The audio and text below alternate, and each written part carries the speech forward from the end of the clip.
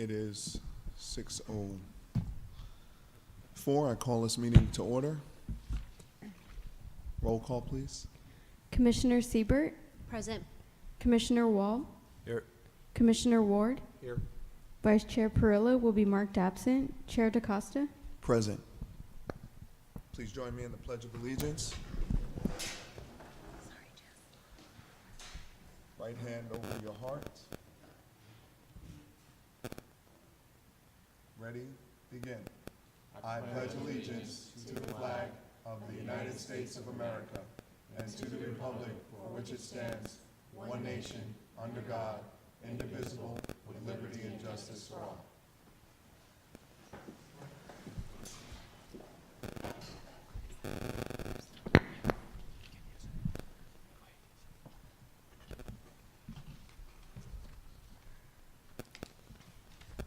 Allow me to pass the mic to city staff to announce the formal introductions, please.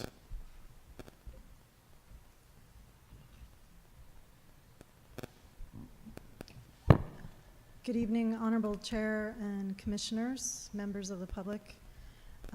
This evening, we do have a new Public Safety Commissioner with us. I'd like to take this opportunity to introduce you to Commissioner Joe Ward. Mr. Ward is a commission appointment from Councilmember Todd Rigby.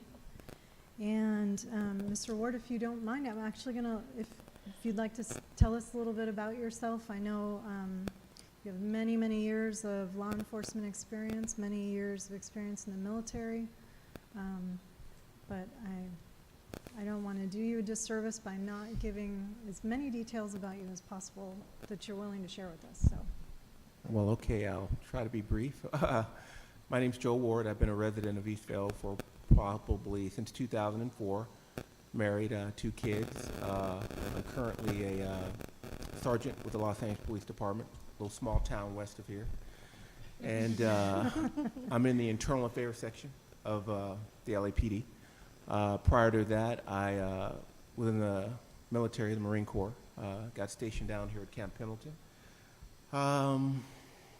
That's basically it. I don't have very much to say. I look forward to learning from you and, you know, helping out our city and doing the best that I can. Thank you. very good. Well, thank you for joining us. We're honored to have you. And please know that city staff, as well as the Sheriff's Department and Fire Department, are at your service to answer any additional questions you may have. Thank you. For the next item, we do have another introduction. This would be the introduction of Lieutenant Tim Martin, the Riverside County Sheriff's Department. And I'm going to turn it over to Captain Hedge and allow him to do the honors. Yeah, thank you very much. Thank you, Commissioner, for allowing me to introduce your newest Assistant Chief of Police for the City of Eastvale.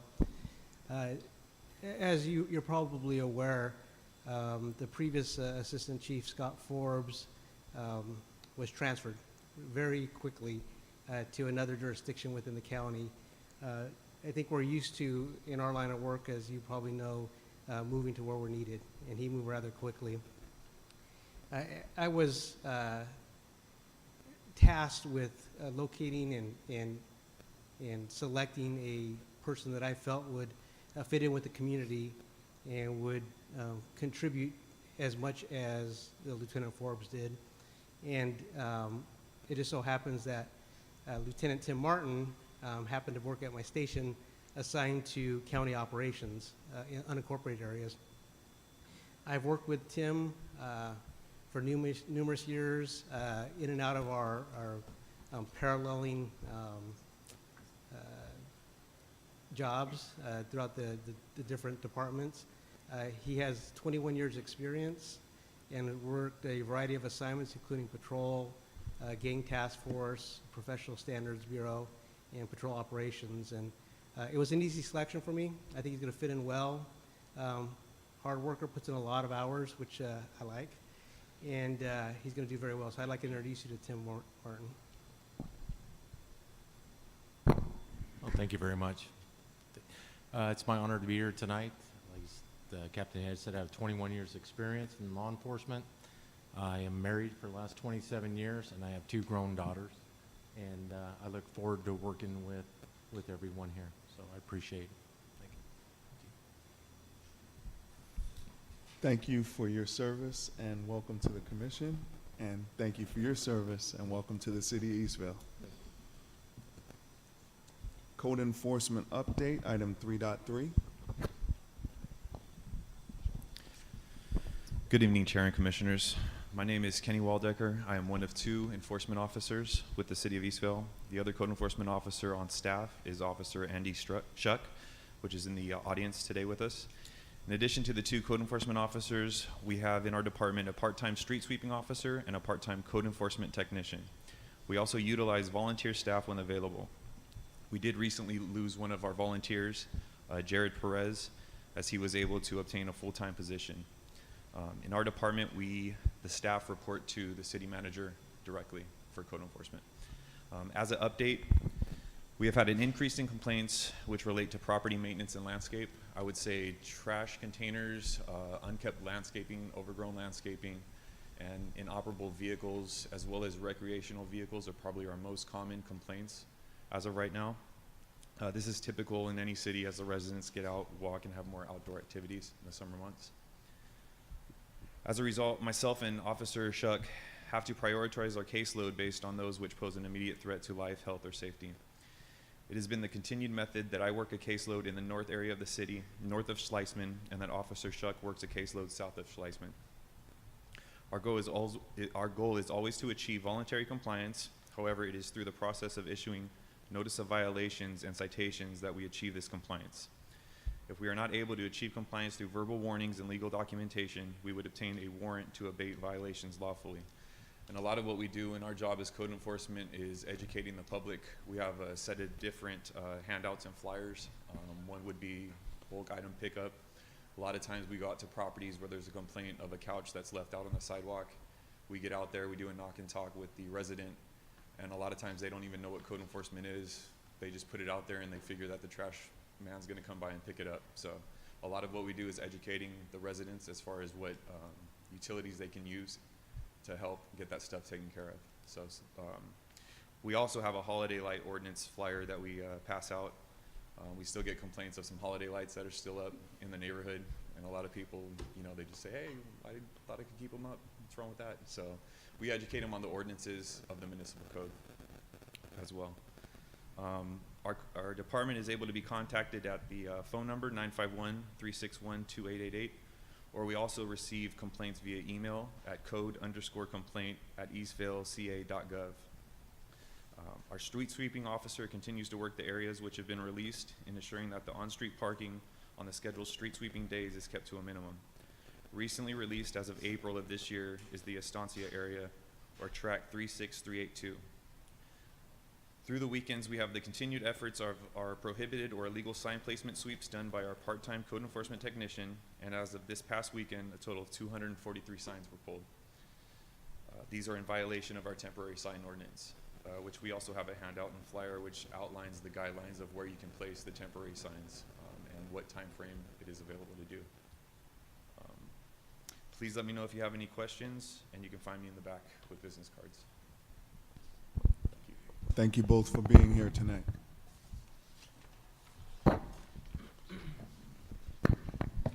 Moving on to item 3.4, monthly police department update. Sergeant? Good evening, Commissioners, city staff, and public. This report is from May 23rd to June 22nd. During this time period, there were 2,776 calls for service, which is a 21% increase from last month. 66 traffic collisions, 10 of them were injury collisions. This was a 9.5% decrease. 452 traffic citations were issued, which was a 60% increase. 441 parking violations, which was a 25% increase. 29 vehicle burglaries, 5 which were in the Limonite or Eastville Gateway Shopping Center. This was a 12% decrease. 93 noise calls, which was a 106% increase. Usually we see that during the summer months due to all the parties and school not being in session. Mail thefts, there were 20. One of them was a cluster mailbox, which was a 9% decrease from last month. Unfortunately, I do not have the uniform crime report available for this month, so I should have that for you by next month. And notable incidents, on June 8th, a grow house was located in the 13,000 block of Delta Downs Court. This was a rental property. The renters were behind in rent, so the owner went to check on the property and discovered the house had been converted into a grow house. There were no arrests at this time, and the case is still continuing. And that's all I have for this month. Are there any questions? Any questions? Thank you, sir. Thank you. 3.5, a fire department update, we will pass over at this time. And for item number 4, a motion is in order to accept the consent calendar. All items are for receiving and filing. Anyone make a motion? I motion to accept the minutes. Yeah, a motion to accept the consent calendar. Oh, I'm sorry, the consent calendar. And a second? I second the motion. Take a vote, please. Commissioner Siebert, Aye. Commissioner Wall, Aye. Commissioner Ward, Aye. Chair DaCosta. Aye. Motion passes 4-0. Item 5, commission business items for the CERT volunteer program.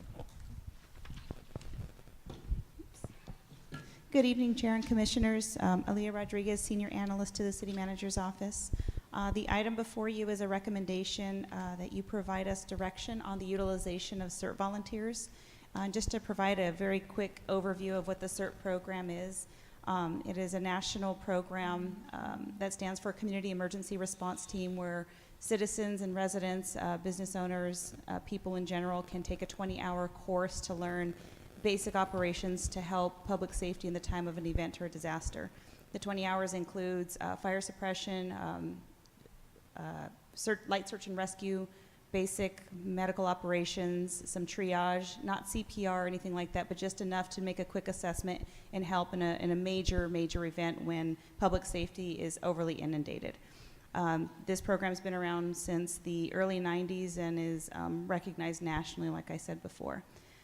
So currently, with the City of Eastvale, we hold 2 CERT classes a year that we utilize emergency management funds for, from Homeland Security grant funds for, and we utilize County Emergency Management Department to execute those classes. It was asked of me to do some research to figure out how we best want to utilize those CERT volunteers.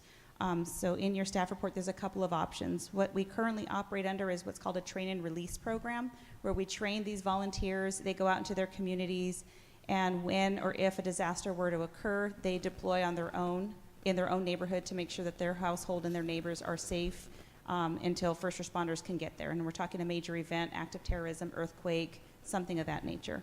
So train and release is a very simple, we train them, we give them their supplies after they complete the 20-hour course, and we send them on their way knowing that we have more knowledgeable and equipped citizens than the City of Eastvale.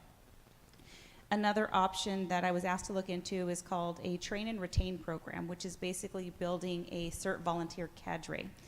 This would require a formal, standard operating procedure, monthly meetings to encourage engagement, ongoing training, delineation of roles and responsibilities. Not to mention there's a procedure that would have to take place in terms of having volunteers under the auspices of the city for liability purposes, confidentiality type things, if they're utilizing vehicles, which we don't have a large fleet of vehicles, but if we had a vehicle for them to use, do we have a DMV report that says that they're, licensed and, don't have several DUIs, things of that nature. And typically with volunteer programs, we utilize or it's customary, I should say, to background check the volunteers at least to a minimum level, which is usually just a Department of Justice level background check. Now those are all things to consider on the effects of staff and the effects of the city. There is a lot of benefit to having CERT volunteers in the community. We could deploy them for larger scale incidents. We can use them beyond disaster response. So if we have picnic in the park, we can utilize volunteers to pass out informational flyers. We can have them assist with evacuations or even traffic control if we were to partner with law enforcement in that capacity. They could act as victims in future training classes. So there is some value to having a formalized standard CERT volunteer cadre, but there's also the other things that are to consider, which is the availability of staff in developing an entire cadre, a policy, a manual, a standard operating procedure, and then the engagement of volunteers. As I'm sure you're all quite aware in your own personal lives or professional lives, stimulating and engaging volunteers in general sometimes can be a large task in keeping them coming back and having enough work for them to do. Now, we don't want to ever wish for a disaster or an emergency, but if you have a lack of them, sometimes in this capacity you can see a lack of engagement with the volunteers because there's only so much you can train for in terms of emergencies and disasters. So at this point, we don't know what the fiscal impacts would be. We are just asking the commission to provide us a recommendation that we can take to the future city council meeting on what you think would be the best option for the city of Eastvale in utilizing these volunteers. And I should also mention that per class, we usually have about 30 or so Eastvale residents that take the class, which is twice a year, which would be about 60 volunteers a year, plus or minus. They don't always show up, so sometimes it's a little bit less, but that's currently what's been the standard in the past several years. So again, it's train and retain or train and release as what we've done in the past. So I'm happy to answer any questions that you might have regarding the program. Thank you. All right. Do you want to speak on it? I believe you're CERT trained as well, right? No, You're not? Is anyone CERT trained? No. Okay. So if you'd like to speak on it, or would you like me to start? Go ahead and start. All right. Being a CERT trained personnel within the city of Eastvale myself, I think a train and retain program is suitable for the needs that the city sees with being able to maintain a roster of contact information for those that have been trained, and to know the involvement by our citizens, as well as whether or not they maintain their residency here, or if they move out of the city to then seek out the possibility of having to train more personnel within the city. Along with the train and retain, I believe meetings should be scheduled twice a year, as the classes are twice a year at this time, just so we can maintain some involvement for the citizens, that they might make themselves available to the city for the purpose of volunteers when needed at events like Picnic in the Park and other community events, to advise others or encourage others to be a part of the CERT program. A train and release, I think, just we train these people and then we let them go, and we never maintain contact or communication to know if they would like to remain involved with this program or to continue being a part of any city operations with regard to CERT or any other capacity even.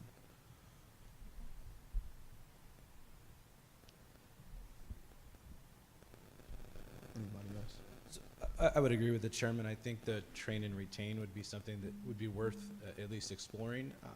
However, I would have, just the standard questions as the chairman pointed out, the train and release, we don't, volunteer may take the experience and leave, but on the other hand, you have train and retain. It seems like there may be an additional cost. I guess something to consider would be, how would you vet those people that the city seems like they would be making a commitment and an investment in them?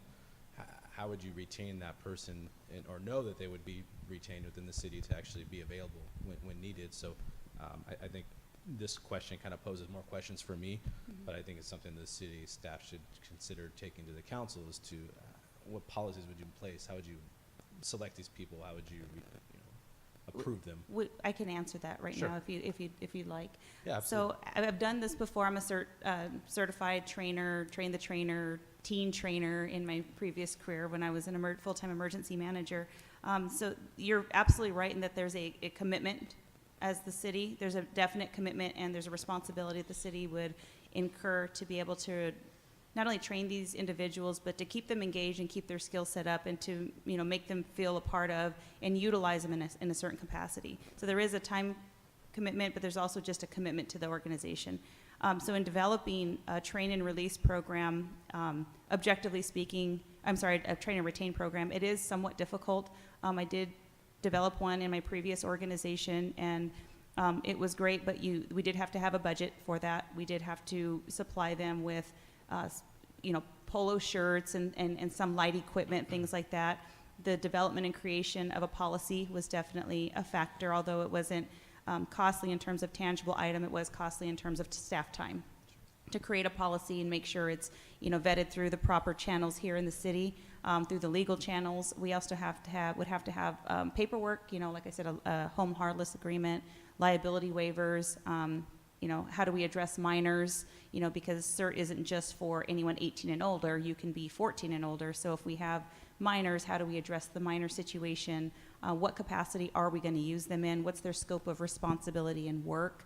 So we'd have to have, in addition to policy, with the standard operating procedures, if they're representing the city of Eastvale, what's their code of conduct? How do they handle themselves? They don't self-deploy. They can't become a spontaneous volunteer. They can't just show up at, Sergeant Davis's DUI checkpoint and want to help. And those are real things. Those aren't imaginary. Those are real things that we've seen before. I've seen before where you have the spontaneous volunteers that they get so eager to help that's it's just too much sometimes, and they have to know that they have to stay in their lane and only respond when needed and when called. If we're talking about utilizing them in a larger capacity beyond the auspices and jurisdictions of the city of Eastvale, then that's getting into a different kind of realm, which would be more of a disaster corps, which is led by the state and the county entities, where they could deploy in cross jurisdictions. Right now, they would be tied to the city of Eastvale as a train and retain program. They'd be tied to the city of Eastvale for training purposes, and should the commission, council, and city manager wish, potentially utilizing them for, outreach on emergency management, emergency preparedness, earthquake safety, things like that. So hopefully that answered your question. It does. That's very helpful. Thank you. Yeah, not knowing much about the program, I only have just a few questions. Do any of the surrounding cities have this program in existence? And if they do, is there some type of executive summary that we could review or look at to see what their best practices are? I believe the city of Corona may have a train and retain program. I'd have to verify. A lot of the organizations, the cities that surround us that I've looked into also partner with the county, because emergency managers aren't usually full-time staff. They're usually part-time staff or contracted through the county. So I don't know of very many that have a train and retain program, because it is sometimes very difficult to just keep people engaged and to keep the program up and running with, the day-to-day tasks that are already, come with running a city and having day-to-day responsibilities. I can definitely look into that and find out. I know from knowledge, I know Jurupa Valley does not have that. Even in my previous city, Moreno Valley, it kind of crashed and burned for a little bit, and we developed a different cadre. And that was a higher level cadre, but the city also gave, a lot of money to start a cadre, and there was a need. But there was not, in the CERT capacity, a train and retain program that was successful. There might be a desert community, I believe, that has a train and retain program. But I would be happy to do a more in-depth analysis of the cities and find out who does. But from my affiliations in the emergency management world, I don't know of anyone outright that has one. Okay, thank you. You're welcome. One more follow-up. Now, are there federal funds available for the CERT program? Is that correct? Correct. We have the city of Eastvale currently is allocated funding through both the EMPG, which is the Emergency Management Performance Grant, and the HSGP, which is the Homeland Security Grant. program, and they're both under the auspices of the Department of Homeland Security. One grant is specifically for the CERT program, whether that's instructors. There is parameters, though. They do have a list of things that you can and cannot purchase, so you can't just buy whatever. With the Homeland Security money, we're able to purchase more emergency management type things than just CERT items. So in answer to your question, yes, we do receive grant funding for the CERT program.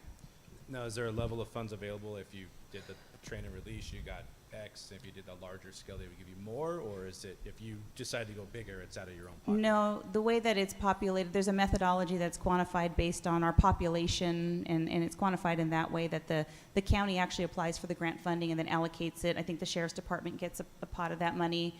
Each city that opts to participate will receive some of that money, but they don't allocate more based on if you have a program or not. Okay. Part of the issue with the CERT money that we do get in grants is that it's only for specific things. We can't buy, we can buy training, we can send people to training, but we can't buy things. Like we couldn't buy their uniforms, we might be able to buy supplies, which we do have a good cache of supplies right now, emergency management supplies, but there's very strict parameters on what we can and can't buy with that, and then there's, processes with managing and administering those grants as well. Okay, thank you. Mm-hmm. And just, Commissioners, just for a point of clarification, the dollar amounts that we're receiving for those grants is not huge. Every penny counts, but one grant, correct me if I'm wrong, was about $14,000. Another grant was about $9,000. So that kind of also limits the scope of what can be done. Sure. So we have spent most of our focus on continuing with free CERT classes, because these are made available to the public for free. But that still means there's a cost to us. There's a cost for the trainer, there's a cost for the CERT backpacks that are given away, there's a cost for city staff time to be there and help with the events. So we typically hold about 2 to 3 free CERT classes, and we try to also work in a refresher course, but that kind of eats up one grant right there. Sure. So until the city has a true city hall where we can do ongoing tabletop exercises, again, those are kind of some limitations on us as far as opportunities to utilize that grant funding for, because the grants, again, are very specific. We can't purchase emergency operations center supplies and have them stored somewhere else. They have to be immediately available. They're very, very, very specific grants. Unlike any of the other grants that we've dealt with, these are very much their own breed. Thank you. Anything else? So did we provide with information that can be taken to the council to make a decision based on the direction and our recommendation regarding that? If I heard correctly, your recommendation was to further research a train and retain program and propose those findings to council, if that's Yes. correct? Obviously, Yes. with the more analysis of who has a program. Other cities with a Correct. program like Mhm. that, as well as what kind of fiscal aspects might be impacted to the city. Okay, absolutely. Thank you.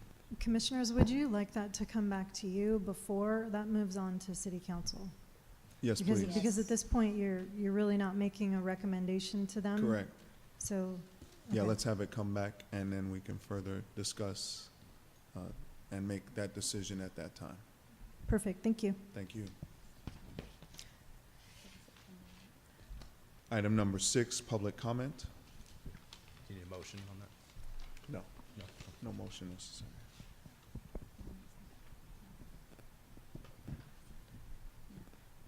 Sorry, Commissioner, just to clarify as well, I know the City Council is dark in August, as you are, the Commission is dark in August, so I would anticipate to bring this back in late September. September.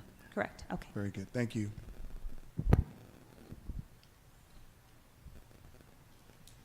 public comment. Do we have any tonight? I have not received any public comment cards. Moving on to city staff report, item 7. Good evening, Honorable Chair and Commissioners. Wanted to make you aware of one of the recent changes that you may have noticed in your public comment section on the agenda. City Council did adopt a change to the time limit that is allowed for public comment. Previously, it was a 2-minute time limit where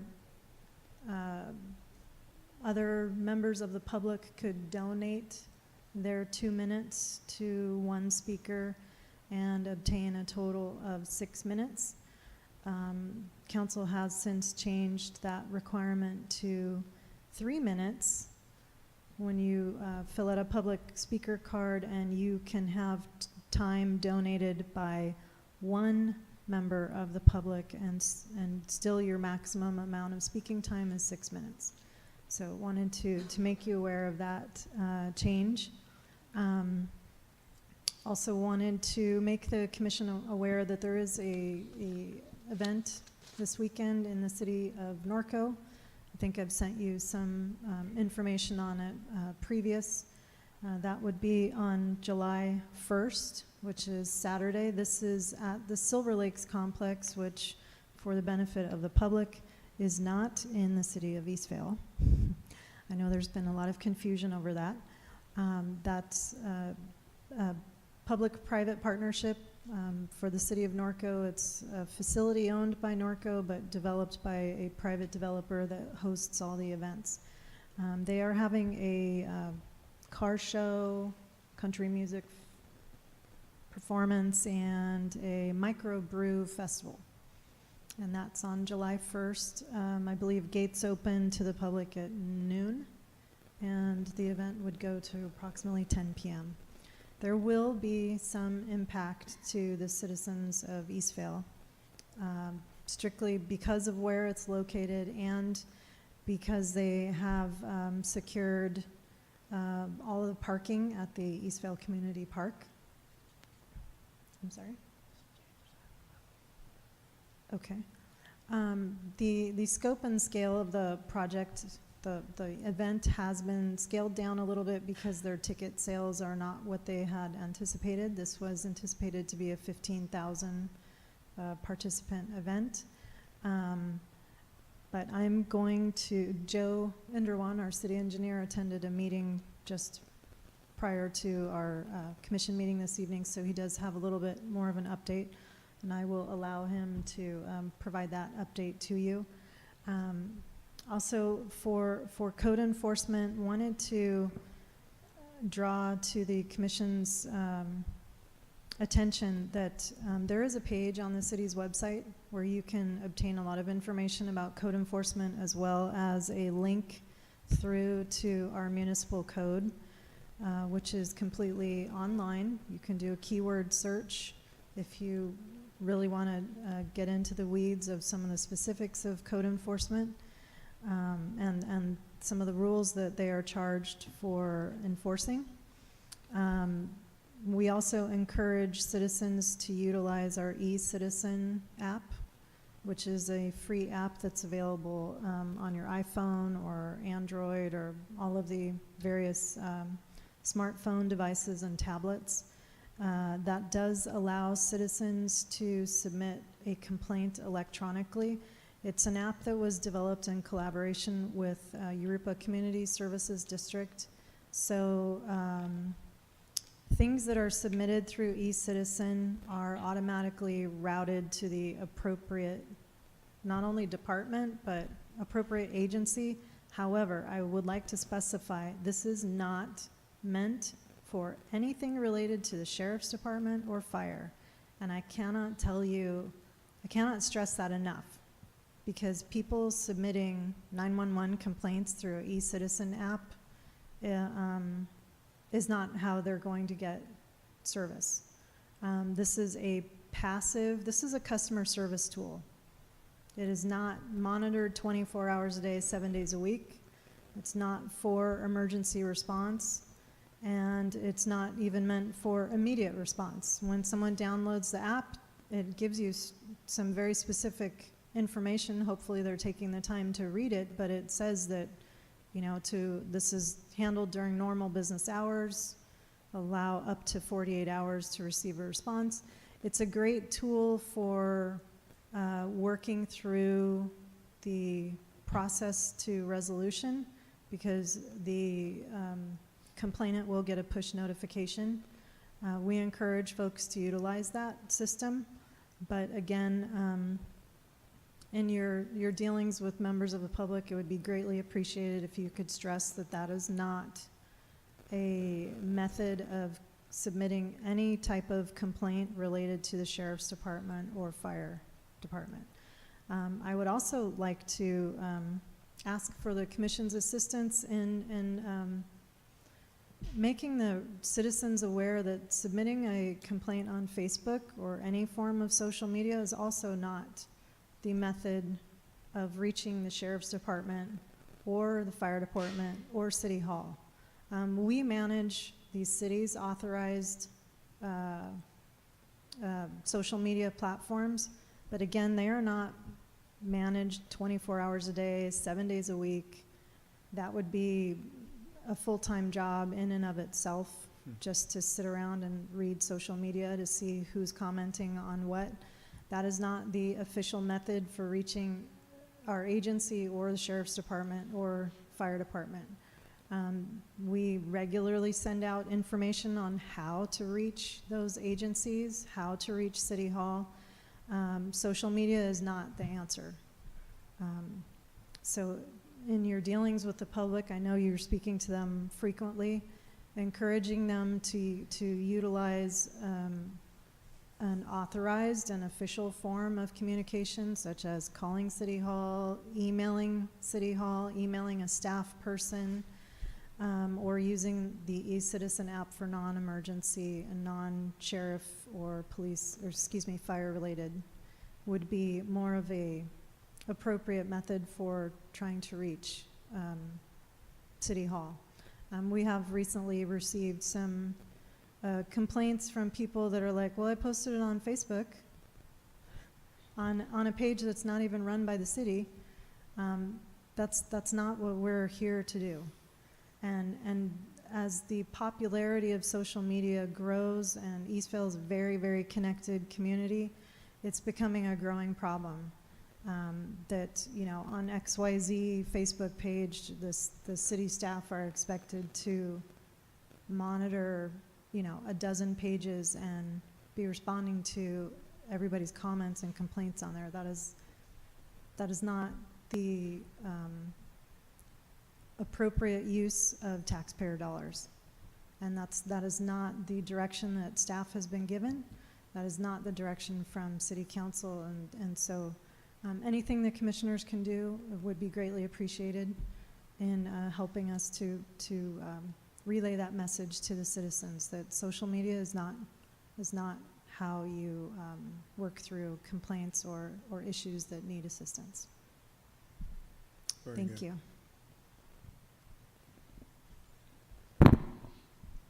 Good evening, Chair DaCosta and Commissioners. Joe Indrawan, City Engineer, Public Works. I just want to report that as of this afternoon, we've had 2 conversations with Silver Lakes representatives and City of Norco staff that based on their ticket sales, they are not doing so well so far. They expected to have like 15,000 spectators and guests this weekend, but they have only sold about 4,000 tickets so far. So they have made some modification on their plan. This is their words, not to lose more money.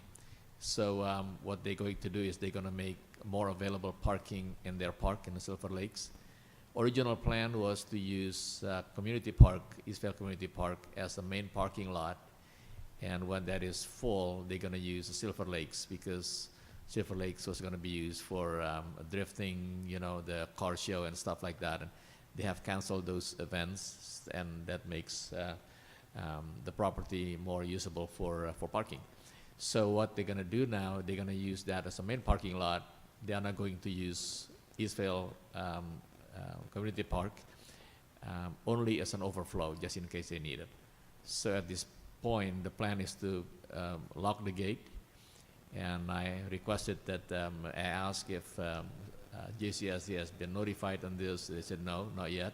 So I requested them, and I'm going to follow up with them also. I just received an email from Silver Lake's staff that they are going to close the gates at the park, at our park, and they're not going to use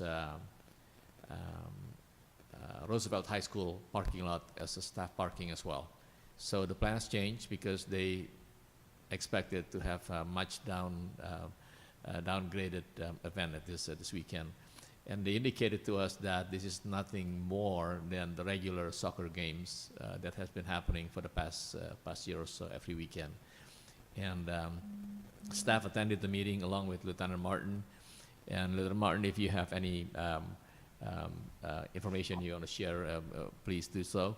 So what's going to happen is that Sheriff Department is going to have staff, about 20-some people or so interior, which is inside the Silver Lakes. They're going to have 4 officers or deputies manning Citrus and Hamner intersections. During the out time, which is about 10 o'clock at night, they're going to provide more officers on the street, and they will have 1 dedicated officer to patrol the community across from the JCSD Eastvale Community Park, and also north of the Silver Lakes, the community around the Mississippi area. So this dedicated officer is still going to be available. However, at this point, they are not going to close the streets across from Eastvale Community Park, the Carrollton, Mayfield, and Northview. Originally, they planned to close the streets and put the barricades and man those areas to make sure nobody is going to enter the communities. But in this, with this new game plan that they have, they changed that. Just want to report to the Commission tonight that we've been watching this development that they have, and Sheriff Department, Lieutenant Martin, Sergeant Davis, and also Captain Hatch are here to help us. In fact, Sergeant Davis are going to be working this weekend to make sure that Eastvale traffic is under control. And just in case anything that happens outside the expectation, there will be enough deputies to be deployed to the city streets, the Eastvale streets, to take care of traffic and other areas. Lieutenant Martin and Sergeant Davis, if you have any input you can offer based on our meeting, please do so. We're not anticipating too much of a traffic issue problem. We're going to have a couple extra deputies move from the interior at the close of the venue and go out into the Hamner Citrus interchange and help direct traffic to keep the traffic flowing north and south on Hamner. So we really don't anticipate an issue with the residential area around Silver Lakes. So. Very good. Any questions, anybody? I have a question. What time are the gates going to be secured? Are they going to be locked up in the morning, or at 12 will we lock the gates at ECP? My understanding is that the JCSD, the Eastvale Community Park would be closed for repair. Okay. And it's not going to be open anywhere for public. Okay. But the plan was to open that for the parking, but now they're going to continue to Okay. lock it.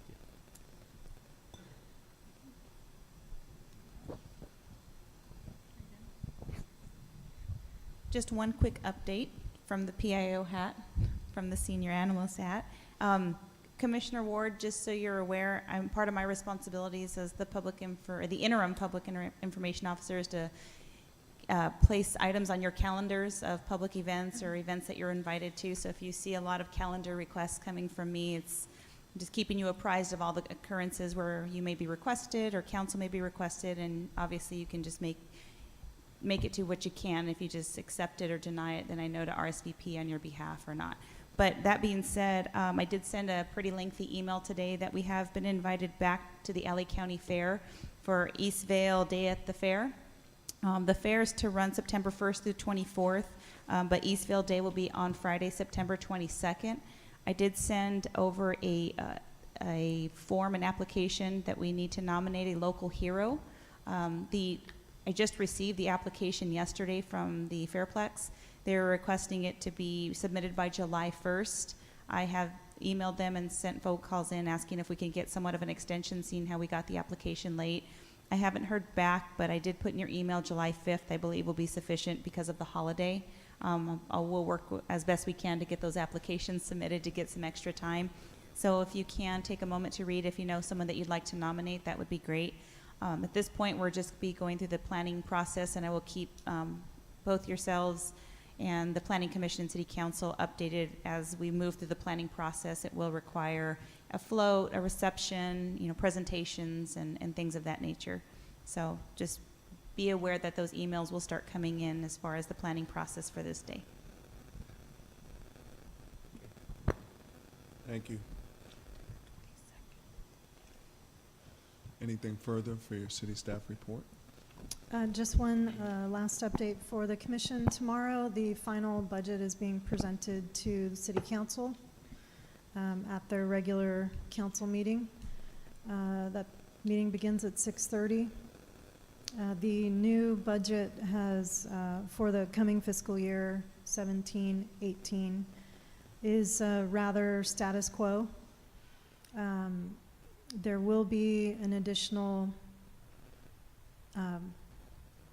code enforcement officer. For the last year, the city has been operating primarily under the model of one code enforcement officer for the entire city. That was a budget decision that had been made the previous fiscal year, trying to cut things from the budget to make up for some other items that had increased, costs that had increased that we had to absorb. The city has always operated on a two code enforcement model. And sometimes being a new city, a growing city, you try things and reassess. You tweak and hone.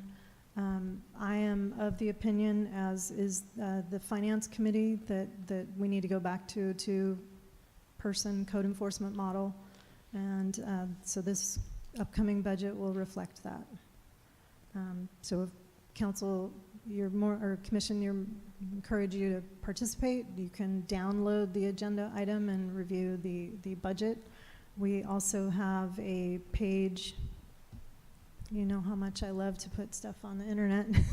So we have a very comprehensive budget page on the finance tab of the city's website, where anyone that was not able to attend the last 3 budget workshops will be able to download the PowerPoints, they can listen to the audio files, and they can download the draft of the budgets that were presented at those different workshops.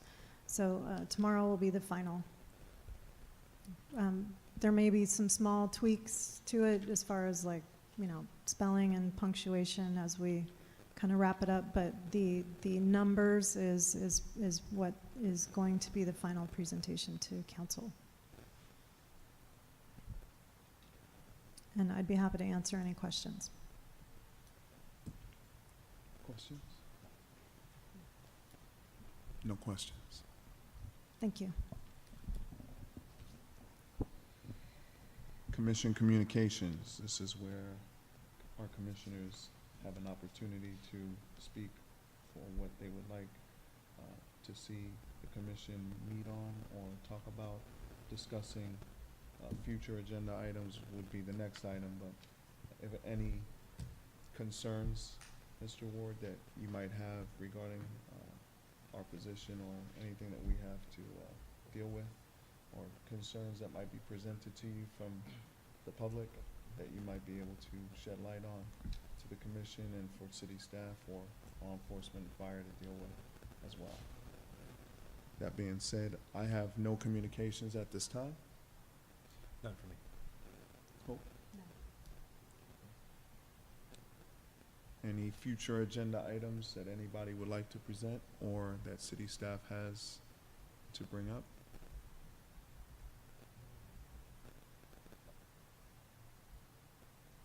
Seeing it is now 6:54, I call this meeting adjourned.